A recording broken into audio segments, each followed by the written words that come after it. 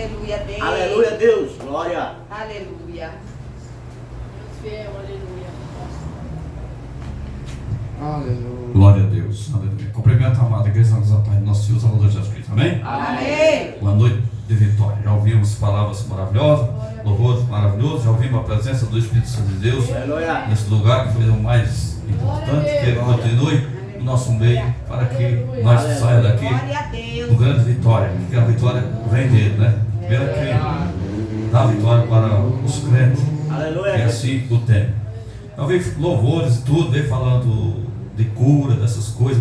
Eu estava com a palavra para pregar lá no Velho Testamento, e eu, de tanto ver falar de milagre, mudei para o Novo, porque Glória a Deus. no Novo fala um grande milagre aqui, uma grande cura, dessa maravilha. Vamos falar de cura hoje, Aleluia. dessa maravilha que Jesus tem feito na Bíblia. Glória a Estamos Deus. conversando numa mensagem impactante que a gente vê que não pode ser esquecida. A gente vê hoje as pessoas pregar mais no Velho Testamento. Eu prego menos no Velho Testamento. Dificilmente eu pregar no Velho Testamento, porque uma coisa Jesus falou para mim, que as pessoas, ele é quem é o cabeça hoje, poucas pessoas falam de Jesus. Fica falando lá de trás.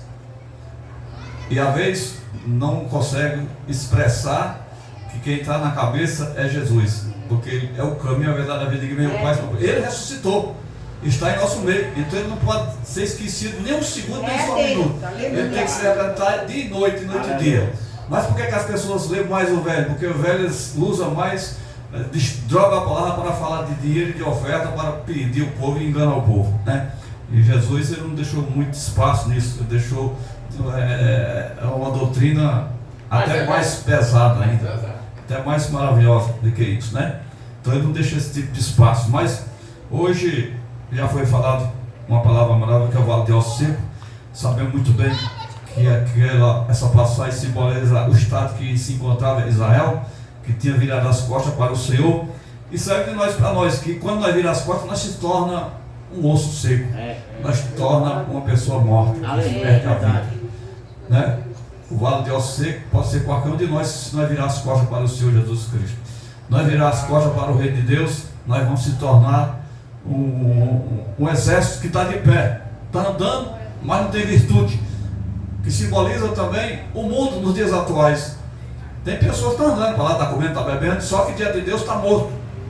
É um vale que não tem esperança, é um vale que não tem expectativa alguma, porque as pessoas que têm vida, que andam para lá e para cá, mas não tem uma direção de Deus, está morto. Então nós estamos aqui porque nós somos direcionados por Deus.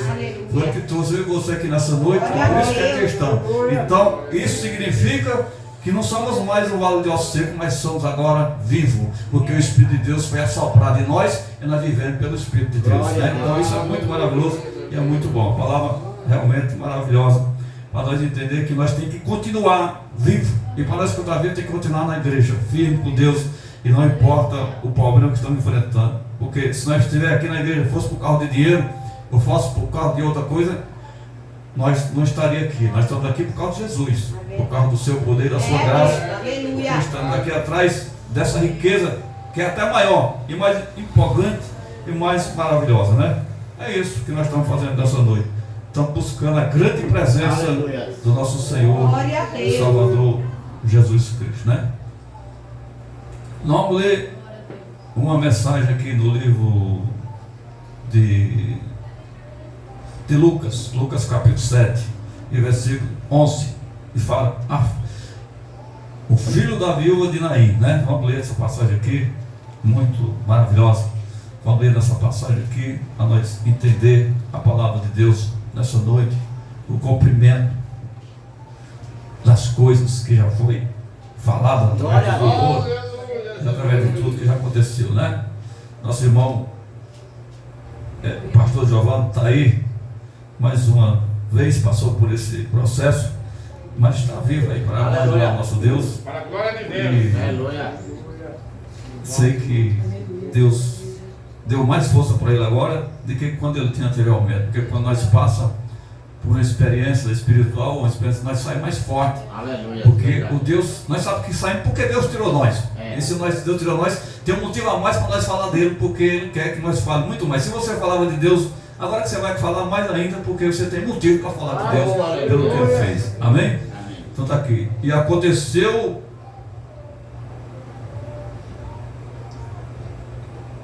Opa, chuta esse ó. Eu não consigo ver direito, né? Glória a Deus. E aconteceu um pouco depois de ir ali a cidade chamada Naim, e com ele ia muitos dos seus discípulos, uma grande multidão. E quando chegou perto da porta da cidade, eis que levava um defunto, filho único da sua mãe, que era viúva, e com ele uma grande multidão da cidade. E vendo o Senhor, moveu-se de íntima compaixão por ele e disse-lhe: não chores. E chegando-se, tocou o esquife, e os que levava pararam, e disse-lhe: jovem, eu te digo, levanta-te. E o defunto se assentou e começou a falar, e entregou a sua mãe. E todo se apoderou-se de um temor, e glorificava a Deus, dizendo: um grande profeta se levantou entre nós, e Deus visitou o seu povo, e correu dele esta fama por todos a Judéia e por toda a terra circunvizinha. Amém? Pode se assentar no nome do nosso Senhor Salvador Jesus Cristo, né? Nós estamos vendo uma passagem muito riquíssima e poderosa. Nós estamos vendo que Jesus, chegando na porta dessa cidade, ele encontra com essa multidão. Possamos dizer que uma multidão triste e uma multidão alegre. Aquela multidão que estava com Jesus, com certeza estava alegre, porque diz que quem andava com o mestre andava sorrindo, andava feliz, tranquilo, de ver tantos milagres, de tantas maravilhas que Jesus fazia. Então, é tanta alegria que chamava a atenção de muitos e muitos, e todos queriam andar com Jesus, né? Chamou a atenção até de Zaqueu, que via Mateus, via outros demais, e outros andar felizes, e ficaram sem saber, porque era tanta felicidade, tanta alegria. Então, ele chegando ali, encontra essa diversidade tão grande, tão pecaminosa, né? Tão perigosa, e ali encontrou uma multidão triste e uma multidão alegre. Então, quando Jesus viu aquela situação, e ele viu que era uma viúva que tinha o seu único filho, e é uma coisa difícil, porque naquela época a viúva que tinha seu único filho, tudo que podia vir de bom para ela só vinha através daquele filho.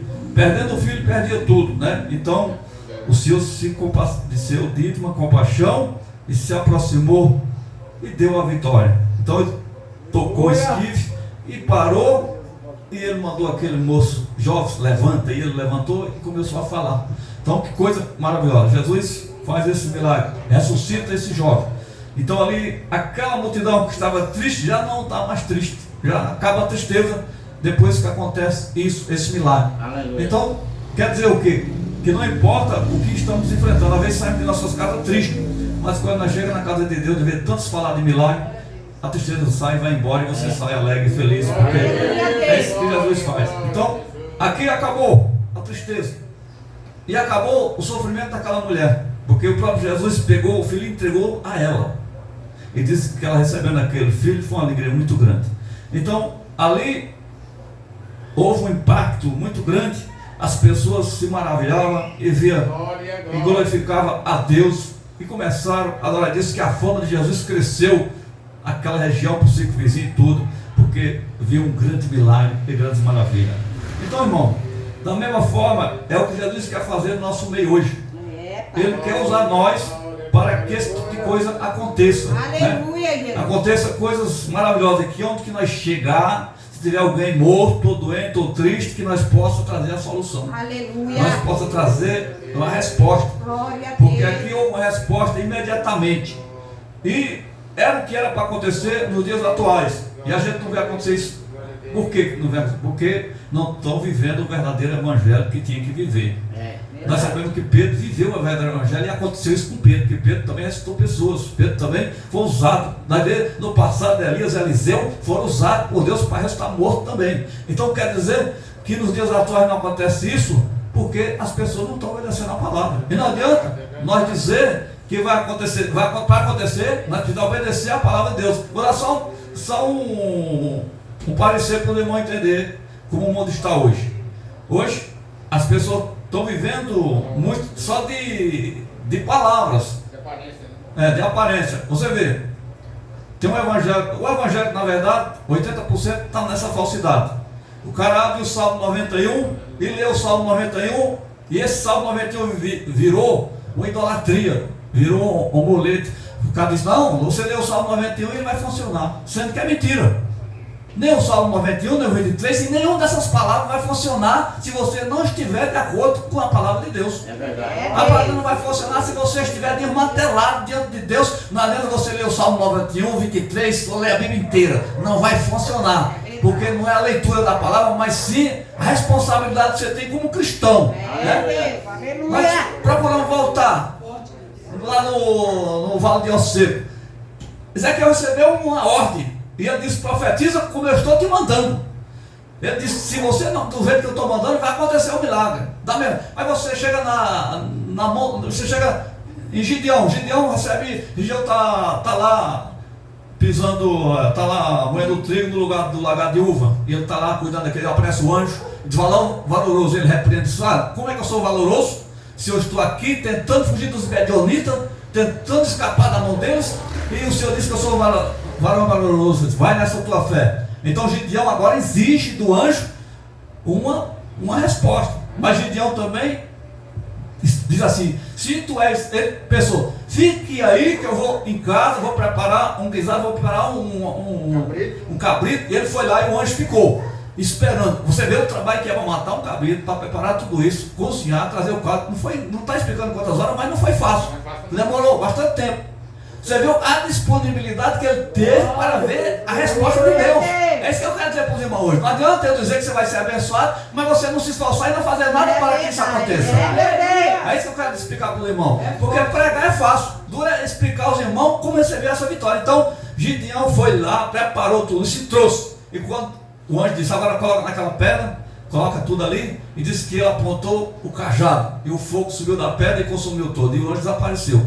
Então, aí Gideão começou a pensar com ele mesmo. Está escrito, agora eu vou morrer porque eu vi um anjo face a face. Aí o Senhor aparece para ele, não, certamente não vai morrer, mas ele disse, você vai ser capacitado para livrar Israel da mão dos medionitas. Então ali começou a trajetória de Gideão. O que foi que Gideão fez? Gideão não ficou parado não.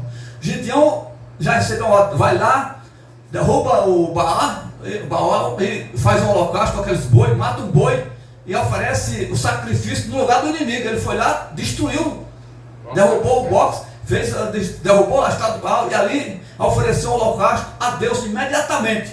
Então no outro dia que as pessoas viram ali, os caras mandaram mensageiro, já estava todo mundo atrás para matar Gideão, para matar ele. Foram na casa dele pedindo aí o pai dele para tirar de dentro da casa que ele queria matar ele. Então o pai dele falou, não, se Baal é poderoso, essa guerra fica entre eles e ele. Não é Baal, não é poderoso, por que ele deixou acontecer isso? Ele não é o Deus que protege, por que agora? Então o pai dele foi usado por Deus para falar isso, já foi falar. E o pai dele era o chefe da idolatria, era tudo, mas Deus, como está o negócio, já quebrou ele na palavra, disse, não vou tirar meu filho. Então começou a guerra. E depois que Deus chamou ele, e Deus respondeu na mão dele, o mundo inteiro, o mundo agora estava atrás de ele, vou matar Gideão, não era? Mas Deus disse, Gideão, ele tocou 4 trombetas, apareceu 32 mil pessoas. Aí Deus falou para ele, não, é muitas pessoas. Então a primeira provação, diga os covardes que voltam para trás, e os medrosos. Voltou, sobrou 22 mil. Ele disse, ainda é muita pessoa, leva os 22 mil para o ribeiro. Chega lá no ribeiro, aquele que lambe água como um cachorrinho, separou, deu 300. Então ele disse, é com esses 300 que vai ganhar a guerra. Então, isso eu estou falando, o trabalho que teve e a responsabilidade que teve para Gideão ter resposta de Deus. Não adianta você só ouvir a palavra e não se posicionar no que a palavra manda. Não adianta só ouvir a palavra que Deus está dizendo que vai dar isso. Deus vai dar se você se policiar, se você se posicionar e obedecer a palavra de Deus. Porque se não obedecer, não adianta. Que Deus ele dá as coordenadas para nós trabalhar, para nós fazer. É só você olhar no início de tudo, quando Deus apareceu para Noé e mandou Noé para parar aquela arca. Ele deu as condições de que forma era para fazer a arca. Ele deu a madeira, ele deu tudo, ele deu a altura. Ele não podia errar em nada do que Deus mandou ele fazer. E ele fez a arca, flutuou sobre a água e salvou 8 pessoas com aqueles animais, porque estava na direção de Deus. Não quer dizer para os irmãos hoje que nós estamos diante do Deus que é zeloso pela sua palavra. Aleluia. E que ele quer que eu também zele pela palavra de Deus. Eu estou com a Bíblia na mão e toda vida que eu leio, ela cobra de mim alguma coisa. E onde eu leio aqui, ela vai cobrar de mim alguma coisa. Então, o evangelho verdadeiro é aquele evangelho que entra na palavra e faz o que a palavra diz. É isso? Esse é o que é o verdadeiro evangelho. É tão certo isso que diz que o mundo já é no maligno. A palavra também diz isso. É tão certo isso que você vê milhares e milhares de pessoas hoje, 80% das pessoas que você vê que diz que são cristãos, você consegue ver eles na rua e não dá para saber se é cristão. Então isso não é viver a palavra de Deus. Isso não é viver a diferença que o Senhor cobra. A diferença, quando ele diz que seja santo porque eu sou santo, ele está dizendo, seja diferente, porque eu sou diferente. Então, Deus quer essa diferença. Deus quer essa diferença. Então, ele chega e faz esses milagres para deixar de exemplo hoje, porque nós também tínhamos que ter o poder de fazer como ele fez, quando ele chegou diante desse esquivo e disse, levanta e anda, né? Quando ele levanta e aquele moço começou a falar e entregou a sua mãe, né?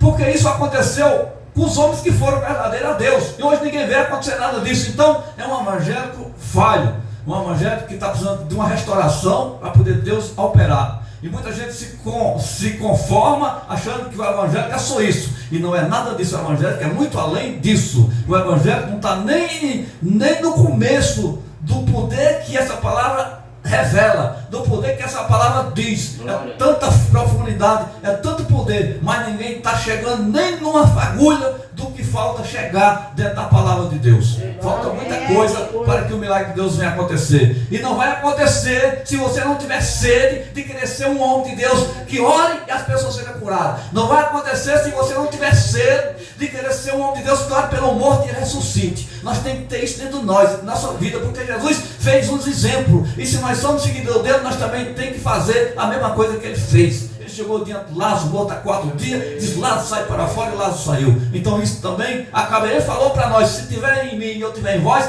as obras que eu faço, vocês não vão fazer só a que eu faço, vão fazer maior do que a que eu faço. Então o desejo de Deus é que nós façamos a obra maior do que a que ele fez. E a gente não vê nada no dia. Então a gente tem que rebater, a gente tem que ver que está errado. Não podemos aceitar. Quando você vê um milagre na televisão, é na televisão. Quando você vê, é mentira. O cara paga para o cara se fazer que está aleijado, outro paga para se fazer que está com a perna quebrada, outro paga. É muita maracutaia, muita mentira que a gente vê nos dias atuais acontecendo no mundo espiritual. E a gente vê pessoas que não têm conhecimento da palavra de Deus ficar aplaudindo esse tipo de gente. É pessoas que estão com a mente distorcida e a mente fora do sentido cristão, do cristão como tem que ser, como era no passado. Então a gente não deve se alegrar com certo tipo de coisa que a gente vê. A gente tem que chorar quando a gente vê as pessoas fazendo uso da palavra de Deus ao contrário do que tem que ser, né? Porque ele é poderoso, era maravilhoso, mas nós precisamos buscar dele esse poder. Não é à toa que ele diz, sem poder o crente cai. Então nós temos que ter o poder para curar, o poder para salvar, ajudar a salvar as pessoas, porque o poder da palavra vai impregnar na cabeça, da mente da pessoa, e vai limpar a mente, e vai transformar as pessoas. E o povo de Deus é um povo zeloso de boas obras, um povo diferente. É um povo diferente. É tantos que, eu já falei isso várias vezes e falo de novo, para mostrar que Deus não quer só o coração.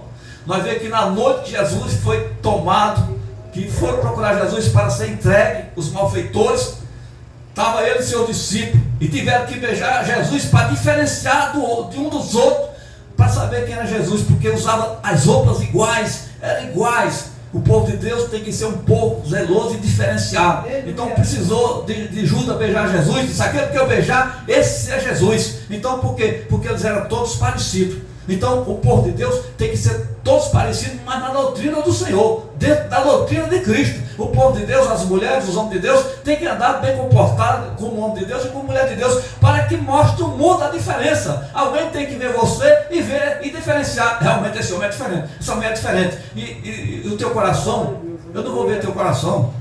Só ver teu coração, eu pegar uma faca e rasgar teu peito e abrir, eu vou ver o coração lá. Então esse negócio de dizer que Deus quer o seu coração é a maior furada, é a maior enganação que a gente vê nos dias de hoje, com pregadores fracos e fraudulentos que ficam enganando o povo com essa conversa. Se você não tem coragem de tirar os pendentes de cima de você, de tirar brinco, pince, mudança do seu corpo, como é que você diz que é homem de Deus se você não se liberta nem disso? E a pessoa diz: não, eu sou liberto. Liberto não, tem pessoa que diz: eu sou liberto. E o cara que diz que é liberto precisa tomar cachaça todo dia. O cara diz que é liberto precisa de usar droga todo dia. O cara diz que é liberto precisa de parar, não para de roubar, rouba toda hora, mente toda hora, engana toda hora. Que libertação é essa? Liberto é aquele que não precisa de cachaça, não precisa de farinha, não precisa de droga, não precisa de nada. Nós somos libertos, porque nós não precisamos de nada disso para nós poder sobreviver. Nós sobrevivemos sem isso. Nós sobrevivemos fazendo a vontade de Deus. Sim, nós somos libertos e provamos que somos libertos. Eu não preciso tomar cachaça para me alegrar. Eu não preciso tomar cachaça para fazer nada errado. Eu preciso de Jesus para me adorar, para me fazer as coisas corretas. Então, verdadeiramente, tem que pensar: não vou para a igreja, porque lá é uma prisão. Lá eu não vou. Eu sou. Não, prisão é o cara que fica 24 horas queimando dinheiro. Né? Compra cara de cigarro, compra 3 cartões de cigarro por dia, queimando dinheiro e diz que é liberto. Eu sou liberto. Liberto de quê? Satanás está te pressionando. Satanás está destruindo a sua renda financeira, está destruindo com cachaça, com bebida e tudo que não presta. O cara diz que é liberto. Que cegueira é essa? Então essa é a cegueira que a gente vê nos dias de hoje. A gente vê no mundo inteiro as pessoas dizendo que é liberto. Liberto não. Liberto fica sem fumar.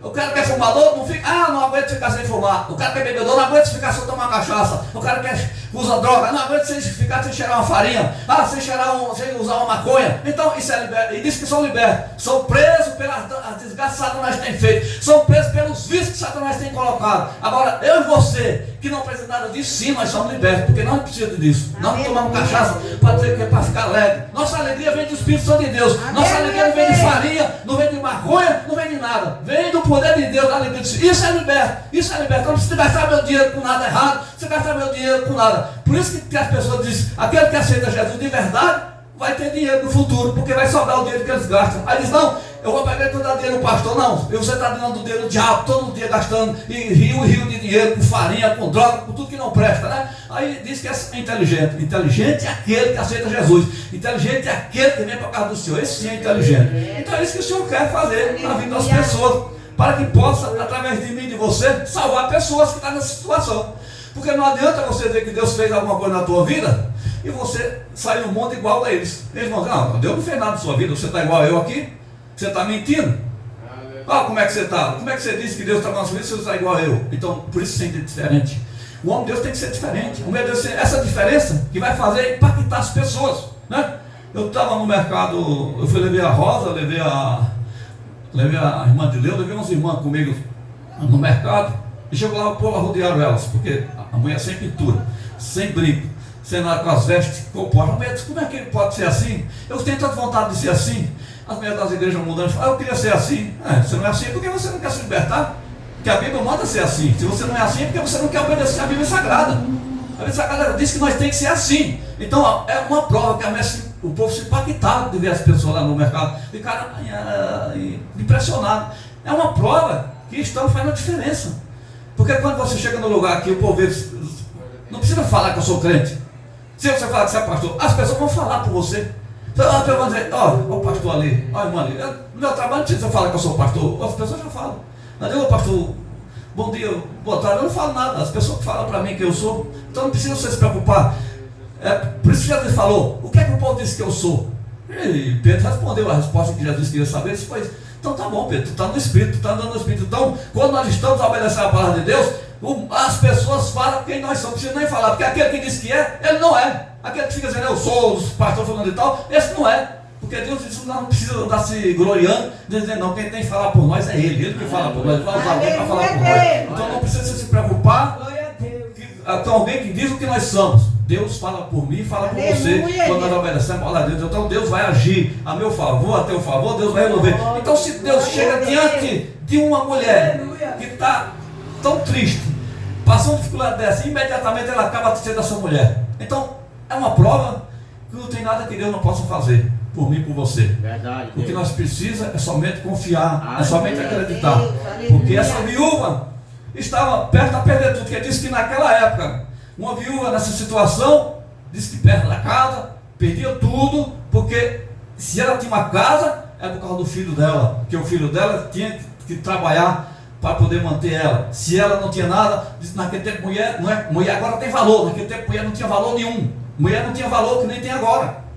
A Bíblia diz isso, e nós vemos pela a crueldade que eles faziam com as mulheres no passado, era tristeza, era muita coisa, era difícil. Se a mulher não tivesse filho, era que não tinha valor mesmo. Mulher que tinha filho tinha valor, mulher que não tinha filho não valia nada. A gente vê na Bíblia que a Bíblia fala, hoje a mulher tem valor, hoje a mulher tem mais valor do que nesse tempo do início de tudo. Então, bem-aventurado que melhorou a situação das mulheres, né? Deus tem tido misericórdia. Então Deus teve misericórdia porque Deus viu aqui que a única maneira dessa viúva ser abençoada era ele ressuscitando esse menino. Ele ressuscitou e deu a vitória para aquela mulher. Nós vemos, ele se compadeceu, ele sentiu vontade de resolver. Você vê que Deus fez muitas maravilhas para as mulheres, né?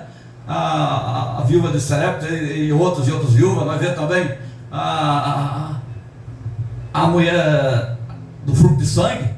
Nós vemos também muitas e muitas mulheres que Deus fez maravilha. A cananeia, que Deus mudou, né? Tantas mulheres, Maria Madalena, que já tinha 50 demônios, Deus curou ela, libertou ela, e foi a primeira a ver Jesus depois da sua ressurreição. Que coisa maravilhosa. Então Deus fez muita maravilha. Deus se compadece daquele que quer alcançar o objetivo de Deus. Porque Deus disse que não escuta oração de pecador, mas oração de pecador arrependido sim, essa escuta. Então não adianta nós ficar esperando que Deus vai usar o cara lá do mundo para te abençoar. Deus vai usar você. Se você se posicionar na posição de Deus, Ele vai te usar tanto para você como para os outros. Porque Deus disse que nós temos que primeiro se posicionar, porque nós temos que ser usados por nós, para depois Deus usar nós para outras pessoas. Tem que confiar que Deus é conosco, como a missionária falou nessa noite. Comece a pedir a Deus e confiar na bênção que Deus vai te dar, porque Deus vai te suprir, para através de você suprir os outros. Deus vai te capacitar para você passar essa captação para os outros. Aleluia. Não, é verdade mesmo, porque Deus fez isso na minha vida, Deus me transformou e eu posso afirmar isso. Então é isso que Deus quer fazer nas nossas vidas, né? Então fique com essa palavra nos vossos corações, que Deus é o Deus do milagre, já foi falado nessa noite, é o Deus de toda bênção. Então vamos agradecer ao Senhor e agradecer a Deus pela vida do pastor Jogão e a sua família que aqui está, nosso irmão Henrique, que também veio. Nós temos o Henrique também lá na Jabaquara agora. O diácono Henrique lá. Também você também é diácono, né? Nós estamos no tempo. Presbítero, né? Foi na culto, como só nós fizemos, foi presbítero, né? Então, parabéns, Deus abençoe e continua firme.